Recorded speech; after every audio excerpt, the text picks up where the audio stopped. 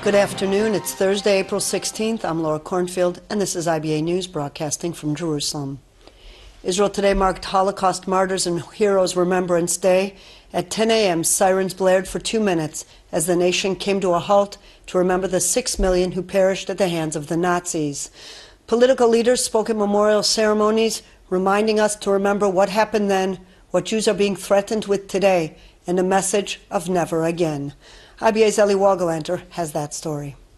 With the sounding of the siren at 10 o'clock this morning, all Israel came to a halt for 2 minutes in commemoration of Holocaust Martyrs and Heroes Remembrance Day. The siren was followed by the laying of wreaths at the Hall of Remembrance at Yad Vashem and by the reading of names there and at the Knesset of those murdered in the Shoah. Leading the reading of names in the tribute known as L'Kol Ish Yesh Shem, or To Every Person There Is a Name, were President Reuven Rivlin, Prime Minister Benjamin Netanyahu, Knesset Speaker Yuli Edelstein, and other high-ranking officials. At the Yad Vashem ceremony last night, Netanyahu compared Iran's violent and expansionist aspirations in the Middle East to the Nazi campaign to conquer Europe during World War II. And he said that the deal being discussed between Iran and world powers shows that the historical lesson of the Holocaust has not been internalized. Many in the world declare that the lessons learned are also valid today, Netanyahu said. They declare never again. But as long as these words are not heeded in practice, they are meaningless. I wish I could stand here and tell you the world truly learned from this incomprehensible tragedy. The bad deal that is being worked out with Iran shows that the historical lesson was not internalized. While the civilized world sinks into a coma on a bed of illusions, Iran's rulers encourage subversion and terrorism. They spread destruction and death. Netanyahu then stated that he views preventing another Holocaust as his personal responsibility. Rivlin noted the function of remembrance and the bridge between the past and the future. For 70 years, we, all of us, native and non-native born, old and young, from east and west, have been in a constant and unceasing tension between the past and future, he began. Holocaust and rebirth, a mountain of memorial and remembrance on one side, and the mountain of revival and vision on the other. The mountain of memory commands us, the Jewish people, to remember. Remember the sounds, remember the sights, remember the names. And yet the mountain of vision and rebirth, of construction and creation, calls on us to look ahead and step into the future, continuing to build a magnificent country, continuing to strive to construct another world, a safe world full of promise for us and for future generations. The day's memorials will conclude at 7:30 tonight with 2 traditional ceremonies at Kibbutzim Yad Mordechai and Lochamei HaGetaot. Eli Wogelanter, IBA News. Among the dozens of Holocaust commemorative events today, there was a unique ceremony at the Martyrs Forest on the outskirts of Jerusalem. Held for the 13th consecutive year, the memorial is the only one dedicated to commemorating the heroism of Jews who rescued fellow Jews during the Holocaust period. This year, the event remembered the heroism of Rabbi Moshe Shimon Pesach. Assisted by his friend, Archbishop Joachim Alexopoulos, the Metropolitan of Demetrius, the 2 religious leaders teamed up to deceive the Nazis and save the Jewish community of Volos, Greece. We are indeed honored to address this distinguished gathering on this important and moving occasion. We remember today Rabbi Moshe Pesach of Volos, as well as other extraordinary citizens of Volos, Jew and Christian alike, who helped to ensure the survival of most of the Jewish community there during the gruesome Second World War. When so many Jewish communities in Europe were wiped out from the face of the earth, the Jews of Volos were able to endure. Among Rabbi Moshe Pesach's most visible collaborators was Metropolitan Joachim of Demetrius, as well as other Greek Orthodox clergy from Volos and the surrounding region. During the German occupation, Metropolitan Joachim encouraged the residents of Mount Pelion to hide Jews from the Nazis. When he was interrogated for information about Jews in the area, he once famously replied, "I am a Jew." Metropolitan Joachim was instrumental in saving the lives of more than 700 people, and for this he is memorialized among the righteous of the nations. In other news, Khaled Cortina, an Arab driver suspected of intentionally hitting two Israelis who were waiting for a bus last night, was remanded by the Jerusalem Magistrates Court this afternoon. The police and the Shin Bet security agency believe that the deadly incident last night in Jerusalem's French Hill neighborhood was a vehicular terror attack. Cortina, a 37-year-old Palestinian resident of Anata in East Jerusalem, ran into the two Israelis. One victim, identified as 25-year-old Shalom Yochai Shirki, later died of his wounds. Shira Klein remains in serious condition at Hadassah Ein Kerem Hospital in the intensive care unit. Shirki will be buried in Jerusalem a short time from now. A gag order has been placed on details of the investigation. Major world powers and Iran will hold fresh nuclear talks in Vienna next week. The talks fall on Wednesday and Thursday, Memorial Day for Israel's fallen soldiers and Independence Day.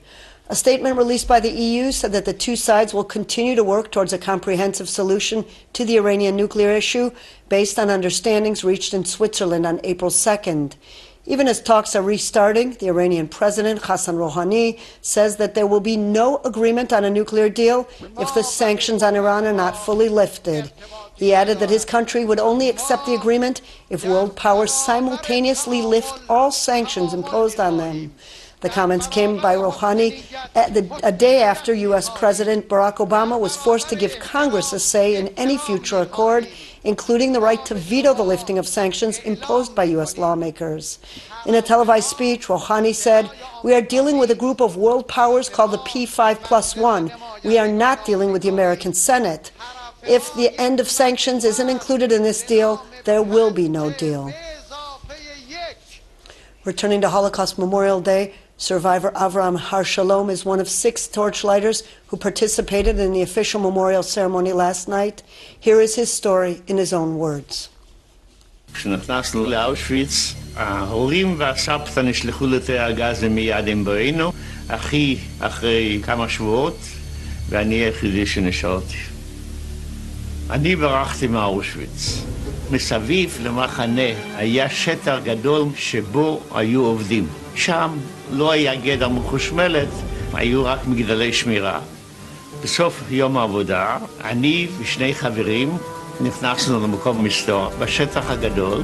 בניר שלי כיסה אותנו עם פח, ועל הפח אדמה פיזר כל מיני דברים שהכלבים לא יריחו. החלטנו באותו לילה לצאת, ירו אחרינו, רצנו בערך 18 קילומטר והצלחנו להגיע לנהר הוויסלה. הלכנו לעבור את הנהר בגשר וראינו שם איש צבען, אז החלטנו לעבור את הנהר בשחייה. והגפיים שארגנתי לפני הבריכה מילאו מים ומשכו אותי למטה לנהר, כי לשחות לא ידעתי כל כך טוב. לצערנו תפסו אותנו, לא תלו אותנו, נשפטנו ל-25 מכות וקבוצת עונשין לכל החיים. העבודה של קבוצת העונשין הייתה חפירת תעלות ניקוז מסביב לאושוויץ-בירקנאו. כל אחד קיבל בבוקר לחפור 2 מטר, ומי שלא גמר חוסל בסוף היום. בסוף אוקטובר 44 היה משלוח למחנה ריכוז פלוסנבורג, שם במקרה פגשתי את יעקב קוזולצ'יק שהיה קאפו באושוויץ. היה משלוח לגרמניה, קוזולצ'יק עזר לי ולשני חברים להיכנס למשלוח הזה. כשעצרה בדרך, עברנו מהרכבת שלנו לרכבת פחם, והגענו לפראג. חיכינו עד הבוקר בין ערימות הפחם. בבוקר ראיתי איזה בחור עם בחורה. אמרנו, אנחנו זקוקים לבגדים, כי היינו בבגדי פסים. והבחור הזה, הוא לקח אותנו לביתו. אמא שלו, יז'ינה סובוטקובה, היא רחצה אותנו, השכיבו אותנו במיטות שלהם, ארגנו יחד עם השכנים מהקום מסתור, והיינו שם בערך כחודשיים עד לגמר המלחמה. עם הכרזת המדינה באו שליחים מהארץ וגייסו סטודנטים יהודים בשביל להילחם בישראל, ואני הייתי בין אלה שגייסו לקורס טיס. There has long been a dilemma over whether the Allied forces could have bombed Auschwitz and if such a mission would have been successful or made any significant impact. Preeminent Holocaust historian Professor Yehuda Bauer addressed those questions during a recent conference held at the Menachem Begin Heritage Center that was co-sponsored by the Israel Council on Foreign Relations and the World Jewish Congress. But with a report of first two, then the other two escapees, Slovak as Jewish escapees from Auschwitz, Alfred Wetzler and Rudolf Werber, who escaped on May 7th and reached Slovakia on April 7th and reached Slovakia on April 21.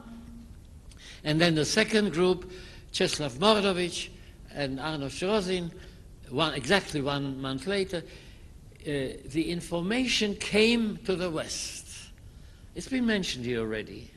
It reached Switzerland on 11th of June. It reached the War Refugee Board on June 28th. It would have taken a few days before any kind of attack on Auschwitz would become feasible.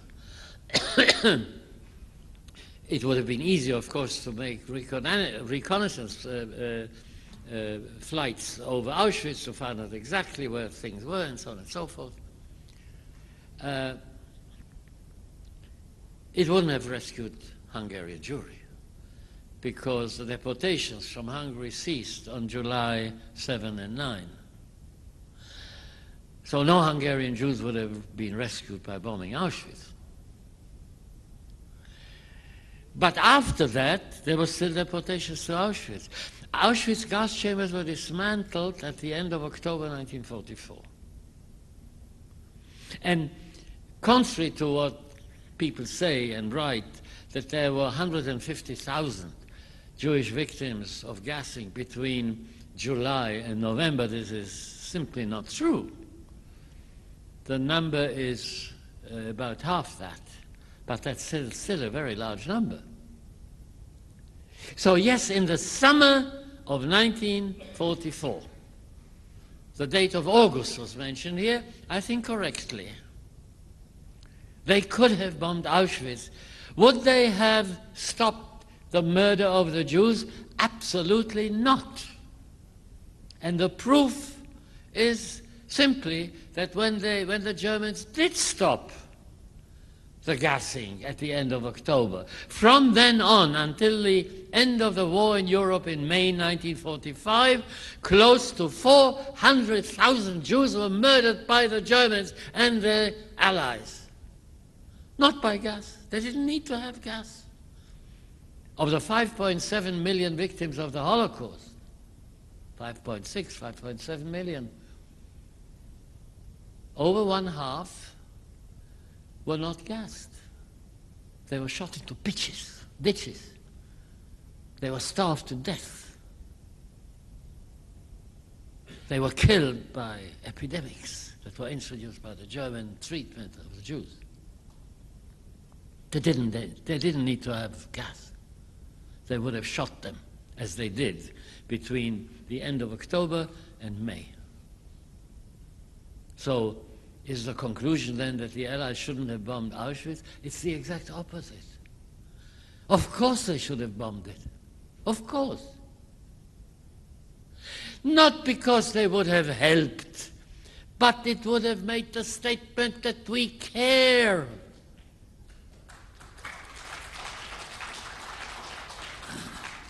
It was a moral failure, not a military failure, not an economic, not a political failure. It was a moral failure.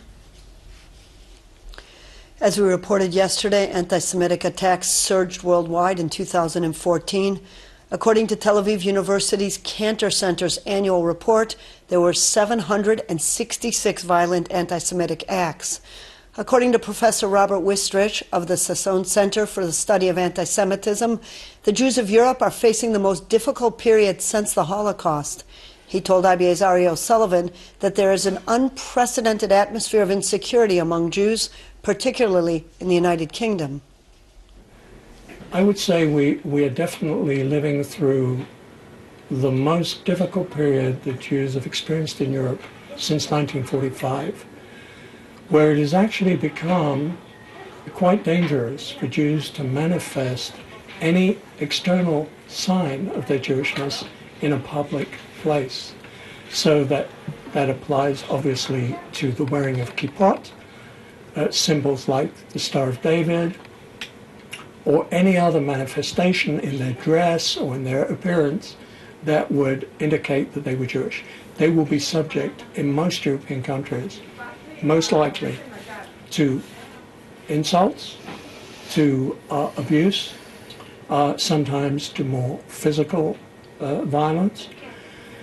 And there are certain places and countries where if you would wear a kippah, let's say in the Paris metro, or in Holland, or in Sweden, in certain places, and in the UK, you could well find yourself being aggressed. Should a Jew be living in Europe in these conditions?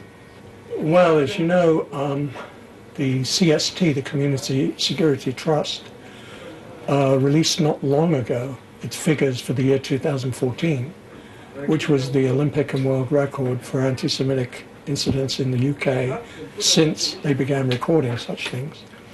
Well over 1,000 anti-Semitic incidents took place in 2014. They peaked in July 2014. In one single month during the Gaza war here, there were 304 such incidents, which is the highest level in any month.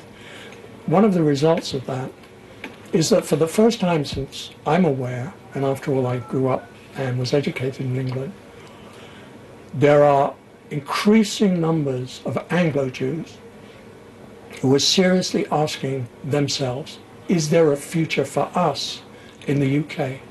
And this even brought the present Prime Minister, David Cameron, to go on record as saying that he would regard it personally as a tragic outcome if Jews in the United Kingdom would feel that there's no place for them in Britain because of their great contribution to the country.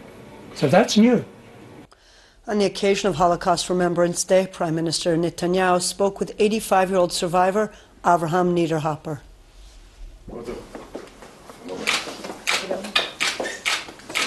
אני כל כך אוהב אותו.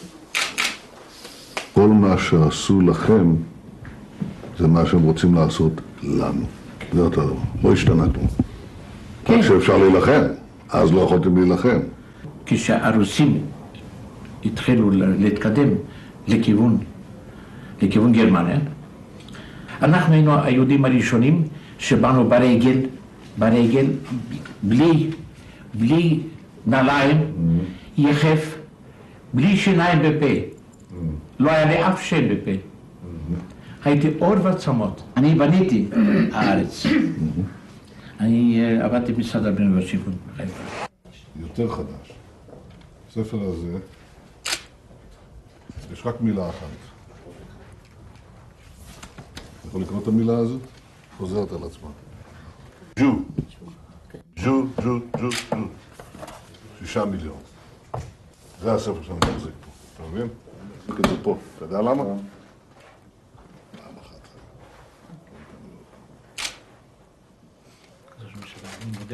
לא רק לזכור, למנוע.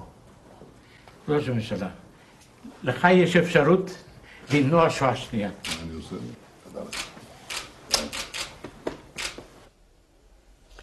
In local money matters, the shekel was mixed in foreign currency trading while shares were down in the Tel Aviv Stock Exchange on the last day of the trading week. Here are the late afternoon numbers.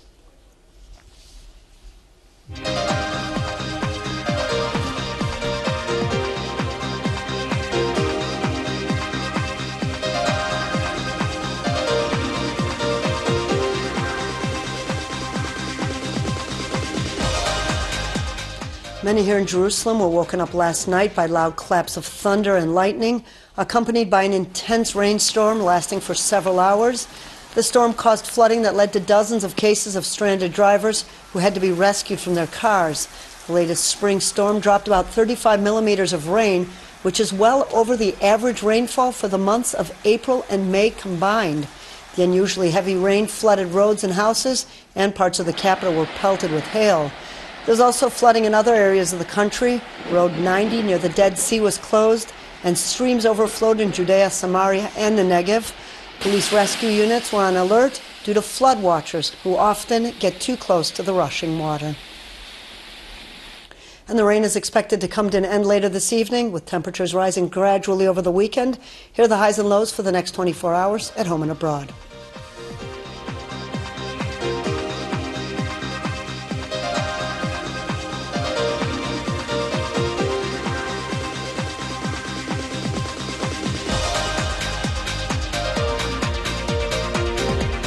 And that's all for this newscast. Aaron Viner will be here tomorrow with more news from Israel and abroad.